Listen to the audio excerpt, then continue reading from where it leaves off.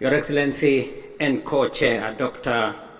Emerson Dambuso Mnangagwa, Chairperson of SADC and President of the Republic of Zimbabwe, Excellencies, Heads of State and Government of the East African Community and SADC member states, Ministers responsible for Foreign Affairs and External Relations of EAC and SADC, Secretary Generals of SADC and EAC, distinguished delegates, esteemed guests, ladies and gentlemen, I will take this very early opportunity to sincerely thank my dear sister, Excellency Dr. Samia Suluhu Hassan, President of the United Republic of Tanzania, for hosting this joint summit.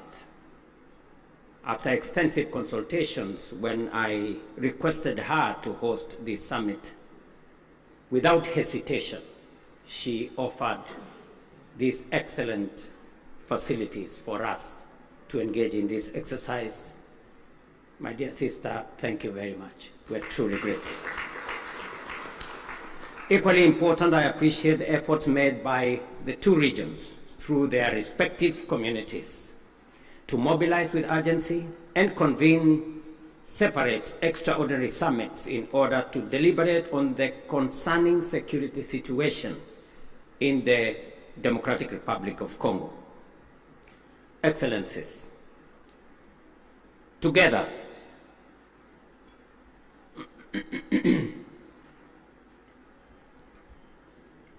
we find ourselves standing face to face with a grave and protracted security, diplomatic, and humanitarian crisis in DRC, a situation that demands our immediate, collective, and sustained attention.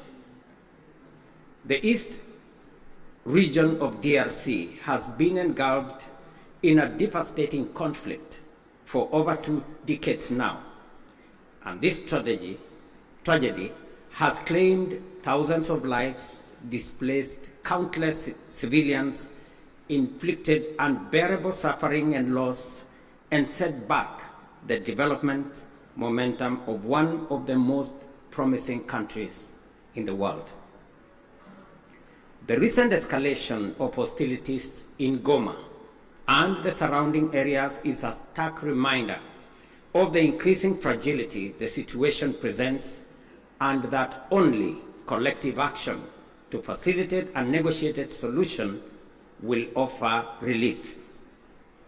Today, we join together in order to reiterate our calls to the parties to this tragic conflict to immediately cease hostilities and take positive action to allow meaningful dialogue aimed at restoration of stability.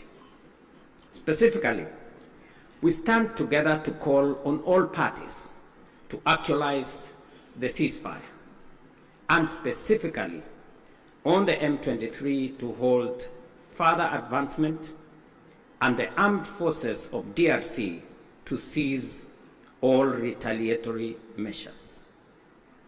An immediate ceasefire is the only way by which we can create necessary conditions for constructive dialogue and implementation of a comprehensive peace agreement. As members of the African Union and United Nations, we stand bound by fundamental principles of respect for the territorial integrity and sovereignty of nations and the principle of good neighborliness. These twin principles are the surest safeguards for the realization of peaceful coexistence. Equally, as responsible members of the international community are bound by the obligation to ensure the safety of diplomatic assets, civilians, and personnel, as well as peacekeepers within our countries. The wanton disregard for the sanctity of life, diplomatic missions, and peacekeeping, and peacekeepers as well, is not only a brazen demonstration of lawless and unprincipled pursuit of violent harm and destruction, it is a grave affront to the rules-based international order. Excellencies, our presence here underscores our consensus that the time for action is now. The lives of millions depends on our ability to navigate this complex and challenging situation with wisdom, clarity of mind, empathy for the millions whose lives and livelihoods have been plunged into uncertainty, concerns for DRC's lost opportunity to accelerate its growth and development, and a steadfast commitment to peace and justice. A terrible yet indisputable act is that the humanitarian cost of the conflict in the DRC has been staggering.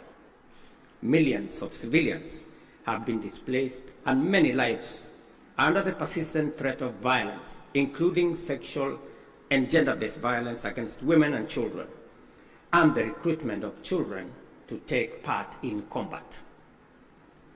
We have a historic opportunity to rise to our moral duty of making the protection of civilians our foremost priority, and of taking measures to ensure that the necessary resources and support are provided.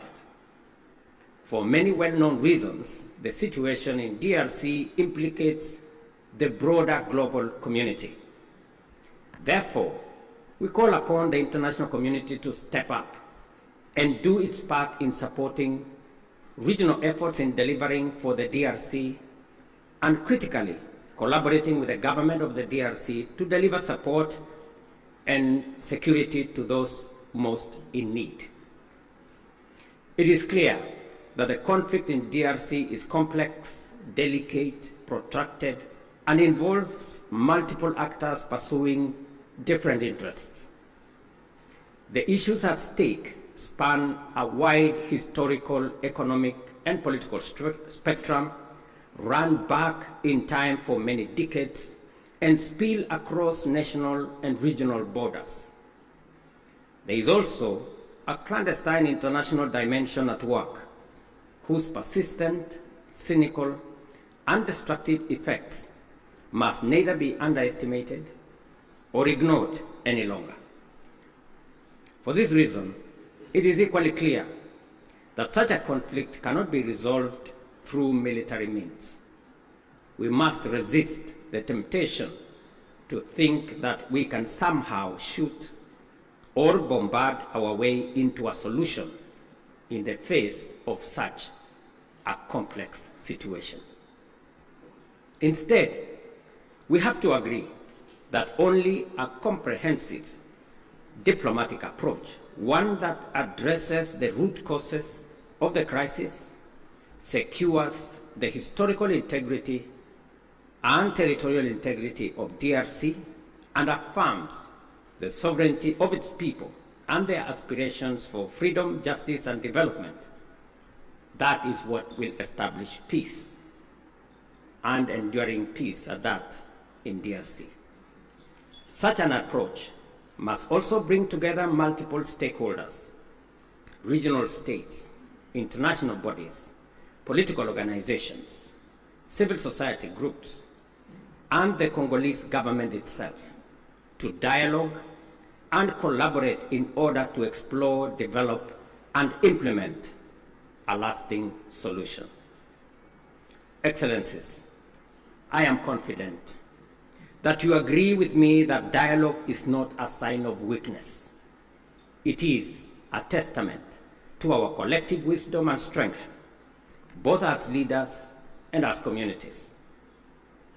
It shows our capacity to articulate issues patiently and clearly, listen to each other, consult comprehensively with a common goal in mind, and negotiate patiently until we reach a better outcome than the bitter results of bloodshed. It is in this spirit that we must encourage all parties to put aside their differences and mobilize for engagement in constructive dialogue aimed at achieving the sustainable solution of conflict by peacefully addressing all underlying issues. I believe that we have a singular opportunity to build on the gains and lessons of Luanda and Nairobi peace processes. We have a historic opportunity as the broader neighborhood of the DRC to mobilize our collective will into a fused, single, and coherent initiative towards the resolution of this complex crisis. Such an approach will bring all our assets to bear and minimize the possibility of parallel initiatives that duplicate and undermine progress, including creating unnecessary competition as we strive for peace. My dear brothers and sisters, this calls for our unwavering political support. I therefore urge Your Excellencies at this extraordinary joint summit to deploy our best effort and muster our total commitment to facilitate a sustainable settlement that lays the foundation for a stable and prosperous Democratic Republic of Congo. I dare say, Excellencies, the situation may be complex, it may be protracted, it may have been with us for years, but I believe the situation in the DRC can be solved, should be solved, and must be solved. For this reason, it may also be prudent for the consolidated single EAC SADC initiative on this matter to be supported by a strong secretariat that can provide the necessary coordination, monitoring, and enforcement to ensure effective implementation of outcomes. The international community must stand in solidarity with the people of DRC during this time by aligning their support with this initiative. I conclude, Excellencies, by affirming our robust commitment to achieving sustainable peace and development and integration across the region. The security of DRC is essential not only for the stability of the country, but also to the prosperity and cohesion of the entire EAC and SADC. We call upon all parties to prioritize dialogue, cooperation, and above all, the protection of civilian lives. I thank you once again for being able to be here on this very important mission. It is a historic mission because for the first time, two regional economic blocs come together as a testament of the seriousness of the challenge we face, but also underscoring our commitment to provide leadership to resolve this issue. Thank you very much. May the Almighty God bless all of you and bless our region. Asanteni sana. Merci beaucoup. Mayor Brigato. Thank you very much.